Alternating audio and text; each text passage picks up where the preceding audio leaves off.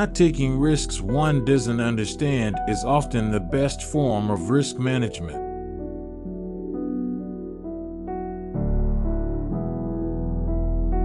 It is not because of the benevolence of the baker that we eat fresh bread every morning, but because of his desire to make money.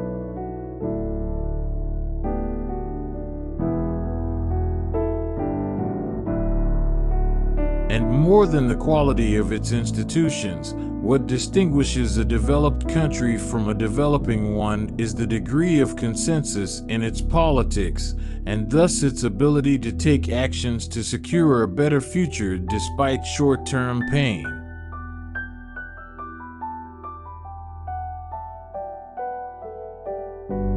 Autobiographies are always written as if the author had it all mapped out with perfect foresight, ignoring the risks and uncertainties at that time. This misleads, as much as those beautiful photographs of a past holiday abstract from the heat, the mosquitoes, and the lack of connectivity.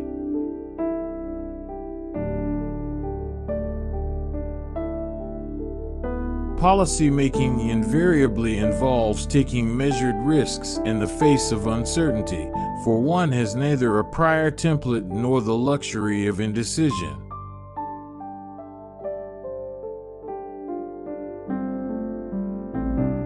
A forced equalization of wages that disregards the marginal contributions of different workers will deaden incentives and lead to a misallocation of resources and effort.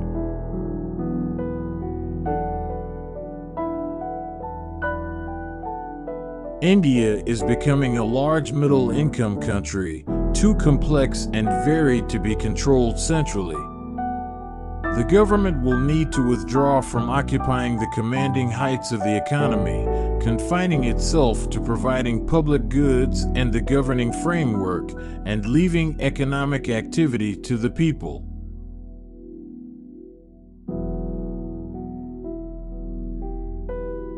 I thought there might be some grand design I did not understand, but the government's policy clearly was not working because India was still poor. I was determined to learn more, so I became interested in economics. This book is another unintended consequence of the government's policies.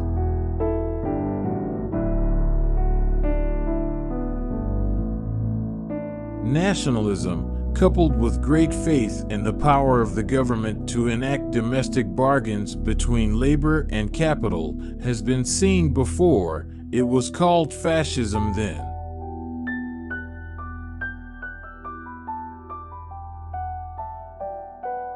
The rule of thumb referred historically to the maximum width of the stick with which a man could beat his wife without breaking the law.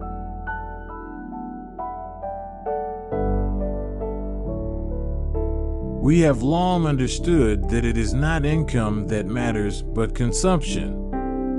Stripped to its essentials, the argument is that if somehow the consumption of middle-class householders keeps up, if they can afford a new car every few years and the occasional exotic holiday, perhaps they will pay less attention to their stagnant monthly paychecks.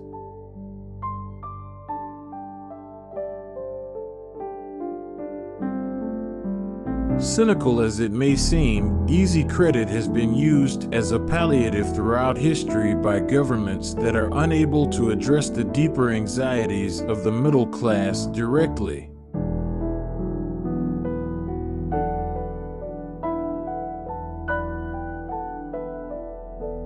They will naturally focus only on dealing with a few scapegoats, not just because the system is harder to change, but also because if politicians traced the fault lines, they would find a few running through themselves.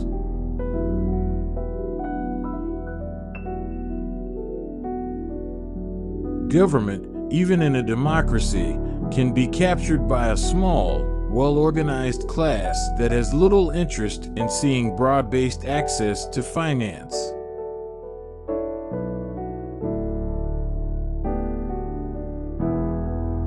A modern, sophisticated financial sector, seeks ways to exploit government decency, whether it is the government's concern about inequality, unemployment, or the stability of the country's banks. The problem stems from the fundamental incompatibility between the goals of capitalism and those of democracy. And yet the two go together, because each of these systems softens the deficiencies of the other.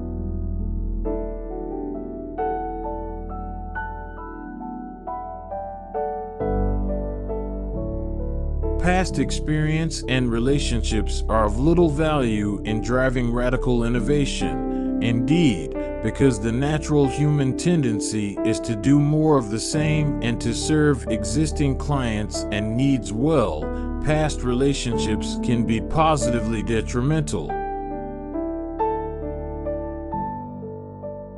My name is Raghuram Rajan, and I do what I do.